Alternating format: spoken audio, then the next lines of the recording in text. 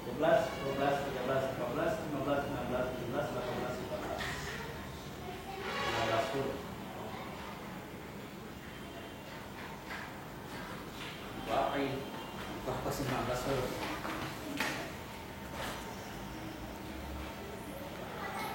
Kita buka surat 24 ayat 27 sampai 30. Surat 24 ayat 27 sampai 30.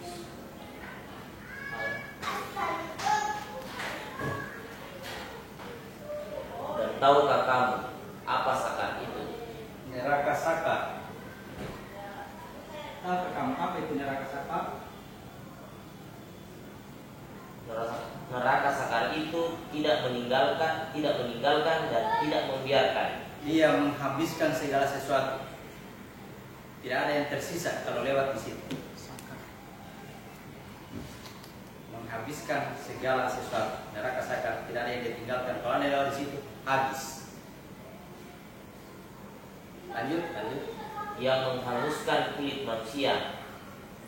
Ya. Di atasnya ada 19 malaikat penjaga. Penjaga boleh 19 19 malaikat penjaga.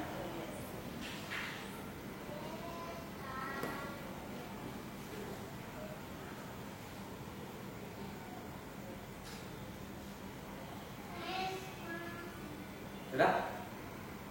Sampai ayat 31.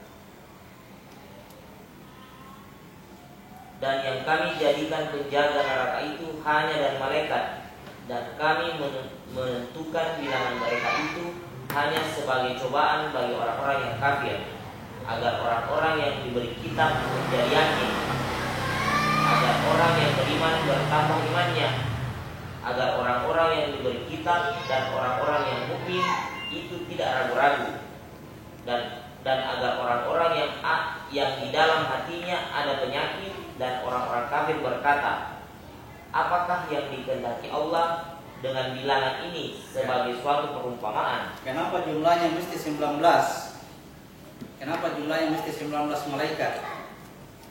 Ya. Salah-salahnya ke 20 ke 21 ke. Itulah penguji bagi orang-orang yang kalau orang-orang yang enggan memperhatikan tanda-tanda ini ya tidak pusing. Tapi bagi orang yang diberi kitab, apa dia maksudnya orang yang diberi kitab? Apa yang dimaksudkan orang yang diberi kitab? Masih ingat? Orang yang diberi fasilitas jasad, ya, diberi fasilitas jasad. Ingat, kitabmu adalah jasad. Kenapa ini disebut kitab? Karena serah terima amanah. Inilah kitab yang kita terima pada saat serah terima amanah, yang akan dimintai pertanggungjawabannya. Jadi orang yang diberi jasad ini, dia akan berhitung tentang itu. 19 ya, penjaga malaikat, penjaga manusia dari neraka sakar. Ada 19. Jadi secara keseluruhan di antara ini ya, kan ada basmalah di sini ya. Di sini ada 19. Di titik terbawah itu, perhatikan tarikan nafas kita tadi. Tarikan nafas berisi basmalah. Dari sumbi sampai ke pusat itu melewati 7 lapis bumi atau 7 ruas tulang ekor. Ya. Dari bawah ada 7. Katakan begini ya. Ke sini ada 7. Kemudian dari sini sampai ke sana ada 19. Berisi basmalah tadi. Ke atasnya lagi dari pengucapannya basmalah tadi melewati 7 lapis lagi. 7 lagi yang ada di atas, ya. Ini jumlahnya berapa ini? 33 ya.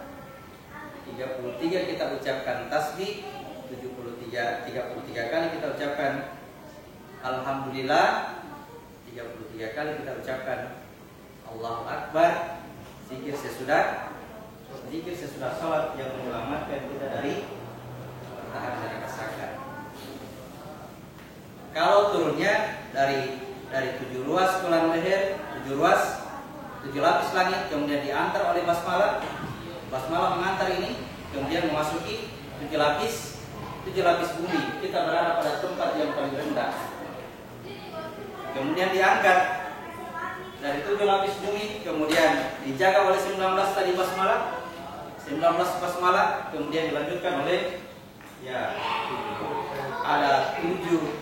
ada 8 malaikat yang menunjuk ars, 7 yang menjaga ini, 1 khusus menjemput. Ada malaikat penjemput, ada 7, ada 8 yang menunjuk ars, 7 adalah tangga masuknya, yang 1 penjemput.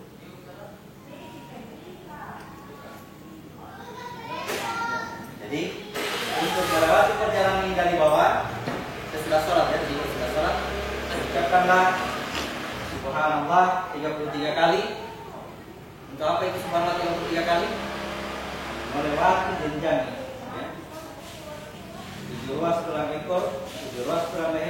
Di antaranya itu ada 19.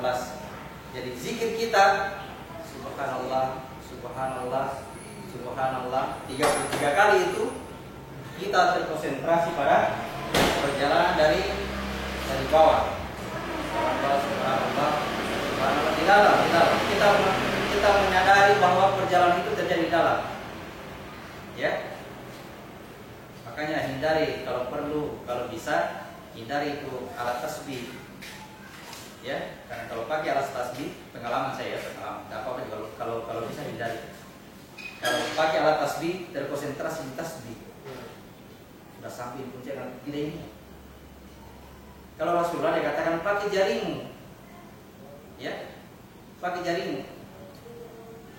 Arahnya kita di dalam ini. Begitu 33 di sini perjalanan sampai di atas.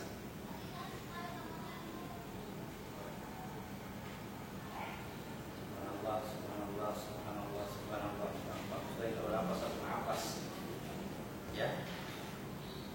Kalau bisa dapatkan satu nafas, karena satu nafas tadi berisi basmalah, tarikannya halus, terhalus tarikannya, supaya keluarnya juga halus, ya. Subhanallah, subhanallah.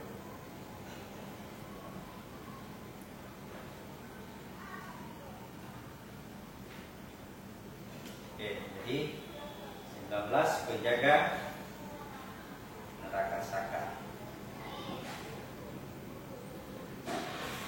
Kembali tadi bahwa ada 6 kalam yang ada pada diri kita, itu ada 6 kalam. Ya, dari 6 kalam ini masing-masing berisi 19 huruf, ya. 6 kali 19 huruf berapa ini? 114, ya. 114.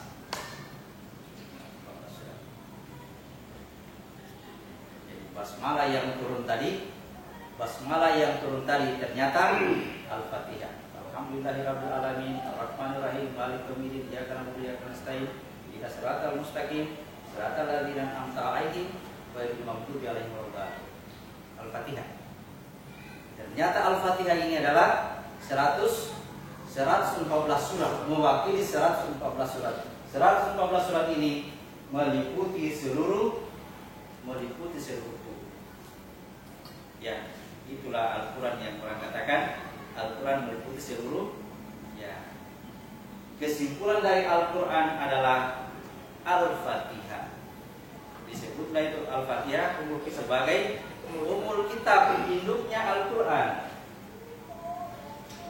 Al-Fatihah sama dengan umul kitab. Umul kitab atau induknya Al-Quran. Dalam Quran ini bahasa Arab umul kitab, induknya Al-Quran. Induknya Al-Quran. Kenapa disebut induk? Karena Al-Quran itu apapun yang dia cerita selalu tentang Al-Fatihah. Cerita apapun itu Al-Quran pasti Al-Fatihah. Ya. Cerita apapun Al-Quran pasti sekitar perjalanan ini.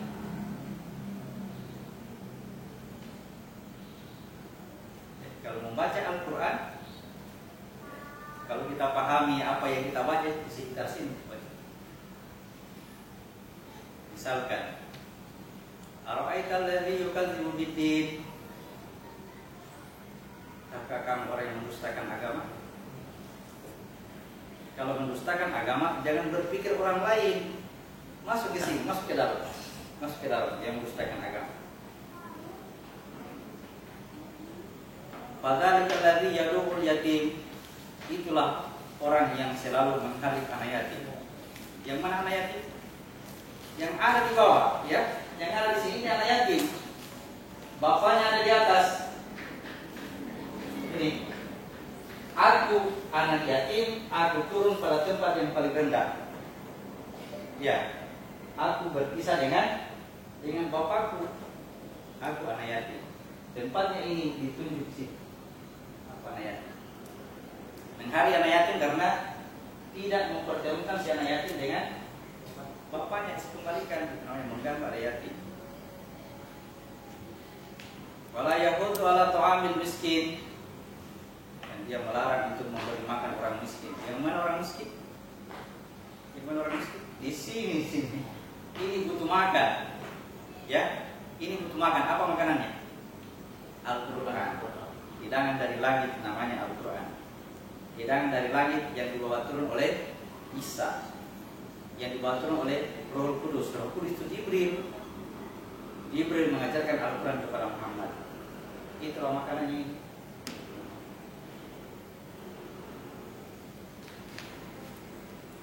Qul ya ayyuhal kafirun, katakanlah hai orang-orang kafir. Di mana kita berpikir?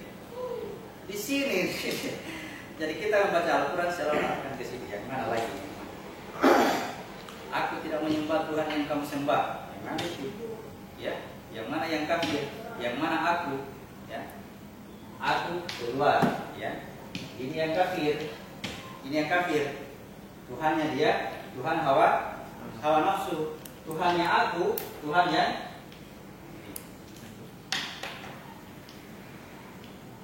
ini menyembah kepada hawa nafsu. Aku berada dalam kekuasaan hawa nafsu. Kalau aku lemah, maka aku dikuasai oleh hawa nafsu.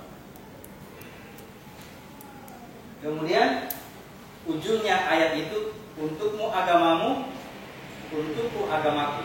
Agamaku adalah fitrah Allah dalam menciptakan manusia. Agamanya dia adalah agama nenek moyang yang berasal dari tanah. Maka dia kembali ke tanah, aku kembali kepada Tuhanku. Lakum dinukum waliyadin, untukmu agamamu, untukku agamaku. Maka terjadi pemisahan dengan baik, ya. Selamat tinggal. Jangan kita bersatu terus, ya. Kalau kita bersatu terus, kamu celaka, ya saya juga celaka.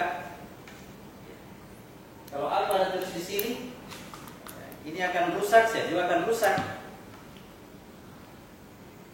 Ini akan merasakan sakit, maka saya akan merasakan sakit. Harus bisa. Oke. Iya. Tugas. Punya tamboi. Punya patah stick. Jadi itulah Al-Quran yang 114 surat tadi selalu diarahkan ke dalam diri kita. Ya. Jadi kesimpulan dari seluruh Al-Quran adalah Al-Fatihah. Kesimpulan dari Al-Fatihah adalah basmalah. Kesimpulan dari basmalah, orang menyebutnya titik ba. Ya, sering dengar. Adalah alif sir, kalam. Kalam inilah yang menulis basmalah. Jadi kalau basmalah di komputer, kalam hasilnya. Alif sir. Dari mana ini kalam? Nanti Nabi Nuh kita ceritakan. Belum satu. Dia dari atas kapal.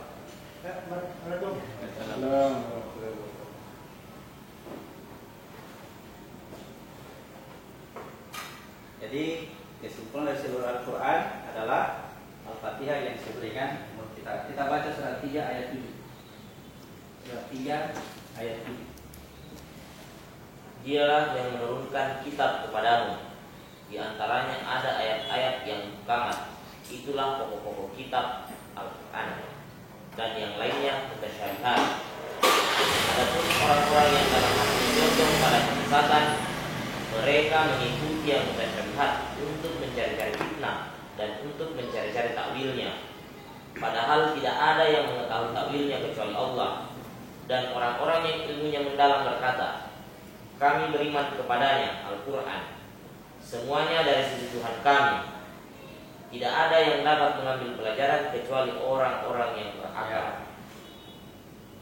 Jadi Al-Quran digolongkan dua golongan besar. Satu ayat muhkamat, satu lagi yang lainnya ayat mutasyabihat. Yang mana yang disebut muhkamat adalah ummul kitab. hunna umul kitab. Ya, hunna umul kitab. Mutasyabihat hunna umul kitab. Muhkamat hunna umul kitab. Dialah itu umul kitab. Jadi ayat muhkamat itu hanya satu surah. Muhkamat itu artinya jelas, tidak diragukan. Dia hanya satu surat, itulah umul kitab. Namanya Al-Fatihah. Al-Fatihah itu umul kitab. Selainnya wa ukhar mutasyabihat. Selain Al-Fatihah mutasyabihat semua. Masih samar-samar. Ya, masih samar, pemaknanya masih luas. Kemanapun, seluas apapun maknanya pasti mengarah ke Al-Fatihah. Karena induknya dari sini. Inilah induknya Al-Quran. Yang lain turunannya. Jadi kalau dalam ayat Al-Quran dia katakan inilah ayat jelas, kejelasannya itu setelah bertemu dengan Al-Fatihah. Oh, mengarah ke sini nih. Itu baru jelas. Karena Al-Fatihah itu yang jelas, Al-Fatihah yang jelas. Kapan mengarah kepada yang bukan Al-Fatihah, itu masih samar, pasti samar. Makanya orang yang disebutkan tadi, orang yang hatinya condong kepada kesesatan, mengambil ayat mutasyabihat untuk mencari-cari makna, mencari-cari takwil, cari-cari apalagi maknanya. Tidak usah jauh-jauh, maknanya itu pasti di Al-Fatihah. Cari di Al-Fatihah. Ya, tidak terlaluan ya, tidak terlalu. Kalau kita kembali kepada perdebatan tentang Al-Maidah, apakah dia ayat muhkamat atau mutasyabihat? Larikan ke Al-Fatihah. Kalau tepat dengan Al-Fatihah pasti muhkamat, pasti jelas. Tapi kalau maknanya lari ke tempat lain, bisa ini mutasyabihat ini ya. Ya, ini loh Al-Maidah ini muhkamat loh, jelas sekali bahwa kita tidak boleh menjadikan orang Yahudi dan orang Nasrani sebagai pemimpin. Ya, sangat jelas. Yang tidak jelas siapa Yahudi, siapa Nasrani. Enak saja kita tunjuk diri kita. Bukan Yahudi, bukan Nasrani, orang lain yang jadi Yahudi Nasrani. Enak sekali. Saya sudah selamat yang sana itu, neraka semua itu.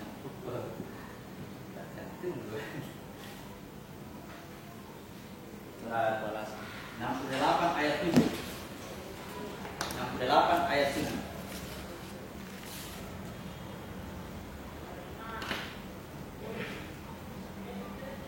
Sungguh Tuhanmu dialah yang paling mengetahui siapa yang sesat dari jalannya, dan dialah yang paling mengetahui siapa orang yang mendapat petunjuk.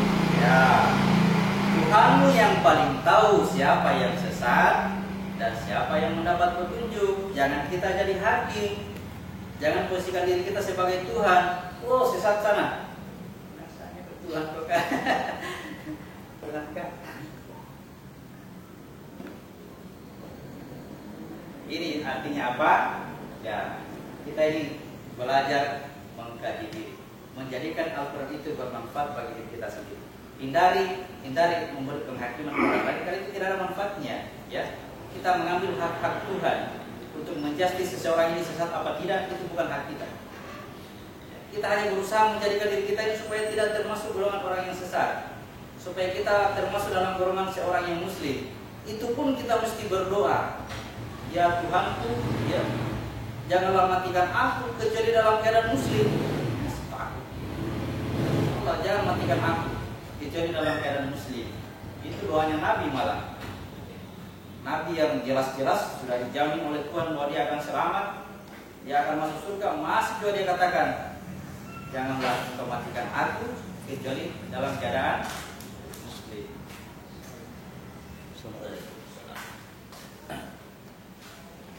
Apalagi kita yang bukan Nabi. Tapi kan namanya saja zalim dan bodoh, tidak tahu apa-apa. Yang paling enak itu menghakimi orang paling enak sekali. Sat, akhir, musyrik, munafik, Islam. Muslim. Wah, enak sekali. Apa yang kita baca dalam Al-Quran diarahkan ke sini, meskipun kita tidak tahu di sini terang di diri kita. Bukan di orang lain, di diri kita.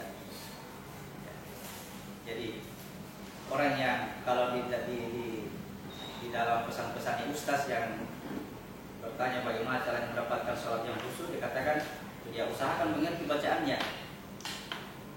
Kalau kita ya bukan hanya mengerti bacaan, mengerti kemana arahnya itu bacaan.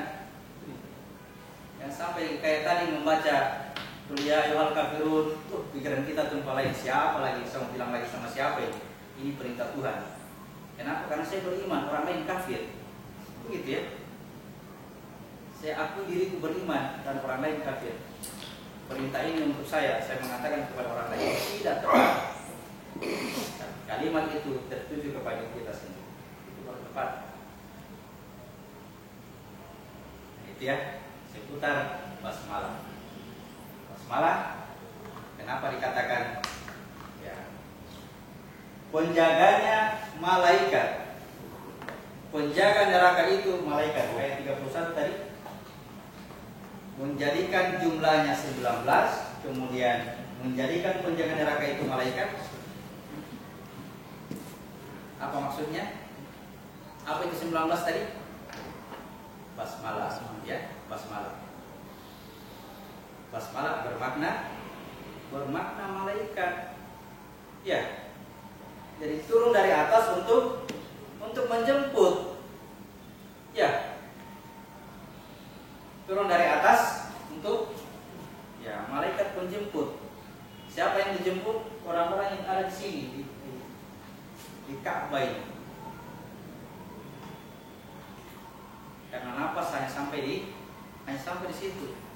Gerakan ke bawah itu gerakan menghaji, tapi dia dahului dengan istinja dulu. Dengan istinja menjadikan titik ini bergerak ke atas. Kalau tidak istinja, inamal musyrikina najas, orang musyrik itu najis. Kalau orang musyrik, janganlah orang musyrik itu diajak masuk ke Ka'bah. Artinya apa? Orang musyrik yang bernajis tidak bisa naik ke sini. Kalau tidak bisa naik ke sini, datang malaikat, orang kosong di situ tidak ada orangnya. Malaikat kembali lagi. Dengan istinja menjadikan titik ini ada di sini, ya dengan basmalah tarikan nafas menjemput dari titik apa yang dimaksud?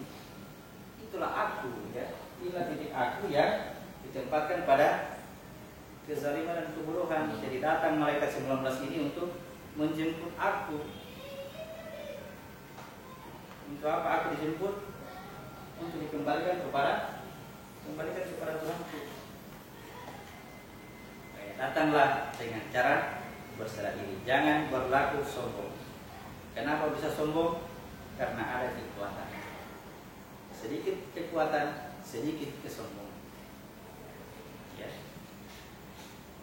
Ya. Saya bisa menolong.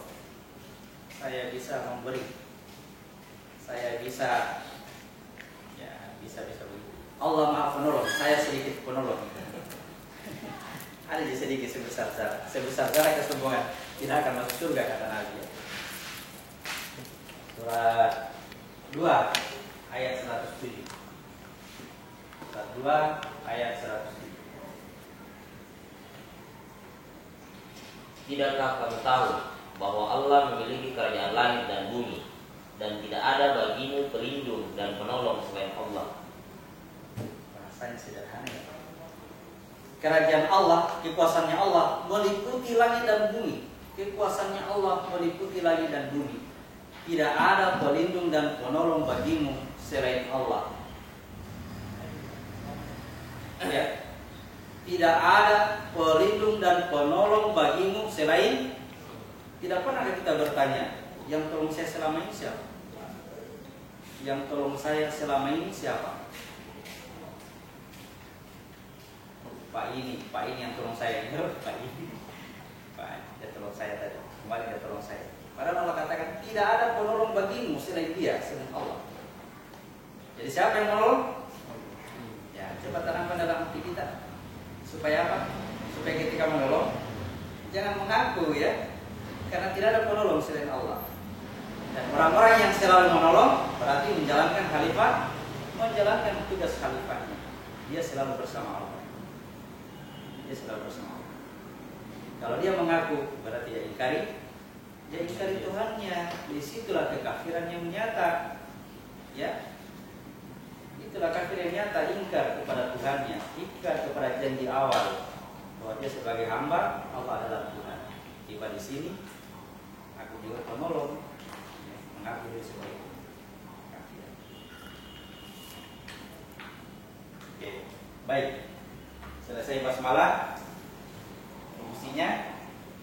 Ya, ingat-ingat juga ini sesudah sholat,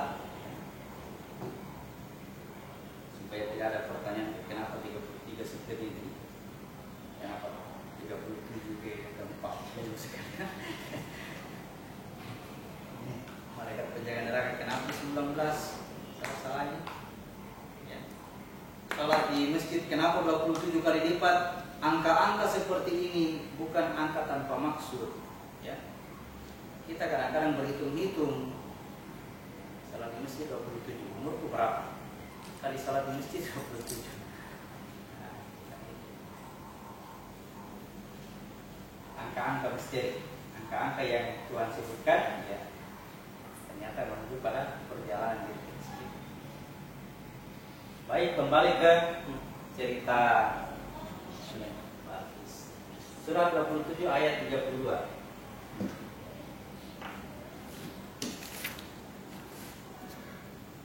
Tadi sudah bisa dipaham? Yang intinya tadi adalah praktiknya. Praktiknya tarikan napasnya, tepat tarikan napasnya, haluskan ya. Jangan karena biasakan terlalu lama tahan. Wah, biar tidak lama ditahan, ya, biar tidak lama, yang penting terkonsentrasi sesaat sejenak terkonsentrasi di situ, itu sangat bermanfaat. Ketika dia menyadari tentang kesadaran atau dia memikirkan tentang pikirannya, pikirannya terfokus pada pikiran, tidak ke tempat lain, berarti dia memikirkan dirinya sendiri. Penyatuan. Pikiran kembali kepada sumbernya, kesadaran kembali kepada sumbernya. Sejenak, kemudian buka mata, tariknya pelan, tariknya halus. Ya, cerita Sulaiman kemarin, perjalanan kuda di waktu pagi sama dengan di waktu sore, sangat sama. Baik, lanjut ayat 32. Dia, Balqis berkata, wahai para pembesar, berilah aku pertimbangan dalam perkara ini. Aku tidak pernah memutuskan suatu perkara sebelum kamu hadir dalam majelisku. Ya, ini juga ingat cerita Ibrahim kemarin. Saya kembali ke cerita Ibrahim supaya bisa diulang-ulang. Cerita Ibrahim ketika hendak menghancurkan patung, ya, Ibrahim katakan, aku akan menghancurkan patung ini. Aku akan menghancurkan patung ini setelah kamu pergi meninggalkannya. Ingat cerita itu. Artinya patung ini tidak akan hancur. Saya tunjuk patungnya saya sini ya. Patung ini tidak bisa hancur kalau kamu tidak pergi meninggalkannya.